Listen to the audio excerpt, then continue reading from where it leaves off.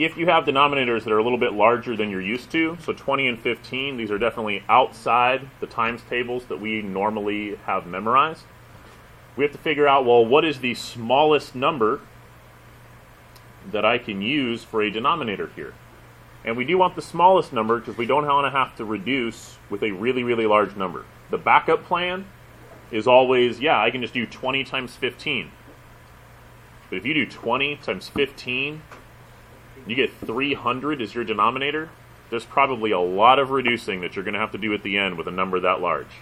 Instead, we're going to do, I think Jack was the one who mentioned, you can look at multiples of each of these. So here's the process I would like you to go through if you have larger numbers and you are unsure. We need to find all the multiples of 20 and all the multiples of 15.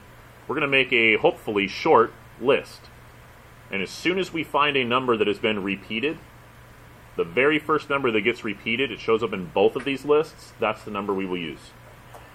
So 20s, it's basically counting by 2s with zeros at the end. So 2, 4, 6, 8, 10, but then put a 0 at the end of all of them. So 20, 40, 60, 80, 100. And we'll just do a few. We don't need to keep going unless we find no matches over here. So 15s, if I add another 15, I get 30. If I add another 15, I get 45. If I add another 15, I get 60. Another 15, I get 75. Did any of the numbers repeat? 60 did. 60's here, 60's there. It is the very first number that repeated. Would other numbers repeat? Yes. Eventually they would. They have to. Because we already know that if you multiply them, you should eventually get that both of them make 300. But do you really want to go that far down the list? Absolutely not. So 60 was the first number that showed up, so 60 will be our new denominator. The question now is, how did I get to 60?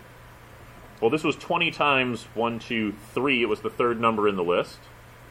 So let's multiply this one by 3, and we get 27. For 15, that was the 1, 2, 3, fourth number in the list. So we're going to multiply it by 4, and that gives me 28. If we add these, 27 plus 28, we are going to get 55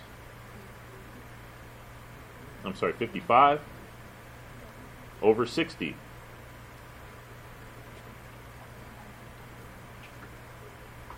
So we have 55 over 60. Unfortunately, this is not a final answer. It can be reduced. What number goes into 55 that also goes into 60? Annabelle? 5. 5 goes into 55 11 times. How many times is 5 going to 60? 12 times. And that will become our final answer. Some people may say, well, how come we had to reduce? I thought if we choose the smallest number, we don't have to reduce. It's not that you don't have to reduce, it's that you don't have to do as much at the end.